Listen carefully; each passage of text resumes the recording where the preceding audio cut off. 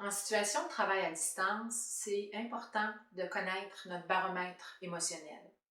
Connaître notre baromètre émotionnel, ça veut dire qu'on aborde les journées en ayant une idée plus précise de notre émotion du jour. Je m'explique.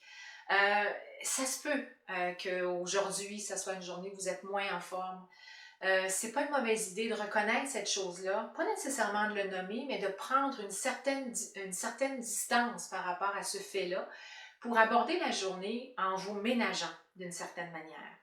De la même manière, si vous faites cet exercice-là un matin où est-ce que vous êtes particulièrement en forme et que vous reconnaissez que vous disposez d'un niveau d'énergie qui est plus élevé, ce que ça vous permet de faire, bien, c'est de partager, c'est de mettre cette énergie-là à contribution pour faire des communications qui sont davantage inclusives, des communications qui sont davantage mobilisantes également pour vos équipes. Et c'est aussi un bon moment pour, par exemple, partager un petit peu plus d'informations, envoyer des textos, remercier les gens. Faites attention cependant que les gens ne lisent pas forcément votre baromètre émotionnel. Pourquoi? Parce que d'une certaine manière, on n'est pas des machines, mais on se doit, comme gestionnaire, de véhiculer un certain niveau d'énergie et de véhiculer un propos. Donc, de faire l'exercice de prendre votre baromètre, votre température émotionnelle en débutant la journée, c'est quelque chose qui peut être très utile.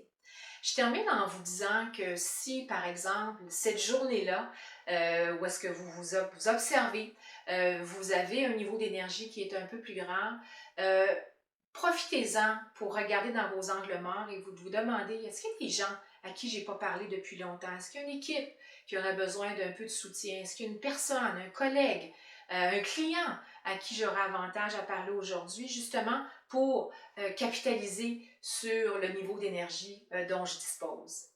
Bien sûr, on a des moments de frustration, c'est tout à fait normal. Dans ces moments-là, je vous dirais que c'est une très bonne idée d'avoir lu notre baromètre émotionnel auparavant, d'avoir pu prendre une distance, d'avoir fait possiblement quelque chose qui nous permet de nous défouler pour que cette énergie-là négative ne soit pas véhiculée à l'intérieur de vos communications. Pourquoi? Dans le ton de voix, dans l'image qu'on projette, c'est des choses qui peuvent être extrêmement nuisibles au climat de notre équipe. En espérant que ces quelques trucs vous permettent d'avoir une meilleure lecture de votre état, de votre baromètre émotionnel.